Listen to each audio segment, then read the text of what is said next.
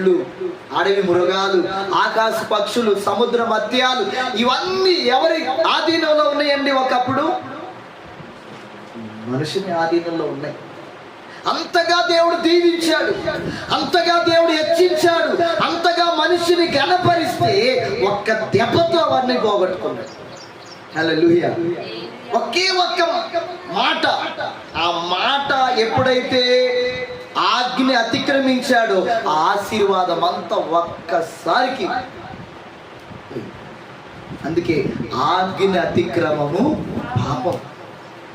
చూడండి, యెహోవా వారిని ఆశీర్వదించును, వీరు ఫలించి అభివృద్ధి పొంది విస్తరించి భూమిని నిండించి దాన్ని లోపరుచుకోండి అన్నాడు. అట్లానే లోపరుచుకున్నారు. అట్లానే అధికారము, ఆ పెత్తనం, ఆ యొక్క ఆధిపత్యం మనుషుడు వారు దేవుని మాట జవదాటనంత వరకు కలిగి ఉన్నారు. కానీ ఎప్పుడైతే దేవుని మాటకి అట్లా పెడచెవిని పెట్టారో, ఆజ్ఞ అతిక్రమించారో, ఆశీర్వాదం లేదు. హల్లెలూయా. ఇప్పుడు మీరు ఆలోచన చేయాలి, మనకి ఆశీర్వాదం ఎందుకు రావట్లేదు? ఆశీర్వాదము ఎందుకు కొరతగా ఉంది?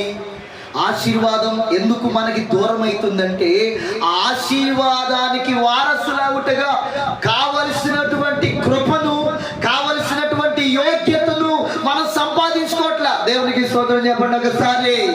హల్లెలూయా. మనిషికి ఇచ్చిన కృప భూమి అంతటిని ఆయనకి మనకి ఇచ్చాడంట. అదే కదా కీర్తన 115 మనం చదివాం. భూమిని ఆయన నరులకు ఇచ్చాడు. మరి ఇప్పుడు ఆ భూమి మంద? ఒక్క గజం కూడా వదిలిపెట్టట్లా. నేను ఒక వీడియో చూశానండి, జస్ట్ ఒక్క ఇంచు కోసం వాడు ఇట్లా తోడిస్తున్నాడు. ఏంటది? ప్రొక్లైన్ పెట్టి తోడిస్తుంటే కింద భూమి అడుగునున్న మట్టి అంతా పోతుంది. ఒక్క అడుగు జరిగాడంట. అట్లా ఒక గజమే, అడుగు కూడా కాదు, ఒక గజం. ఆలోచన చేయండి. ఈరోజు నాది అంటానికి భూమి మీద ఏమీ లేదు. మనకి అంతా కోల్పోయాం, సర్వాన్ని కోల్పోయి ఇప్పుడు ఎలా ఉన్నామంటే భిక్షాందేయి అన్నట్లుగా ఉంది మన పరిస్థితి. ఒకప్పుడు ఆ పరిస్థితి లేదు. ఏది అంటే అది నరుడు కోరుకున్నట్లుగా వారి దగ్గరకు వచ్చేదండి. కష్టము లేకుండా, చెమట ఓడ్చకుండా, చెమట అనేది కారకుండా వారు భూమి ఇచ్చే ప్రతి ఫలాన్ని అనుభవించారు. చూడండి, అక్కడ ఇవన్నీ అనుభవించారు.